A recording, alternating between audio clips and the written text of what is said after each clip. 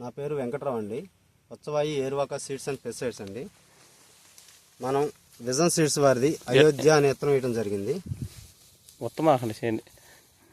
ఈ విత్తనం యొక్క లక్షణాలు చూడండి అండి ఎలా ఉన్నాయో. ఇదండి చెట్టు, నాకు ఎడదాకా ఉంది. కాయ చూడండి ఒకసారి, ఇదంతా ఒకటే చెట్టు. ఇదిగోండి ఇదంతా ఒకటే చెట్టు.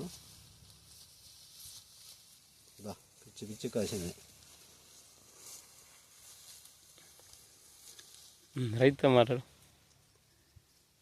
రైతు పేరు వచ్చి గోపాలరావు గారు అండి, ఆవుల గోపాలరావు గారు. సార్ ఎలా ఉంది?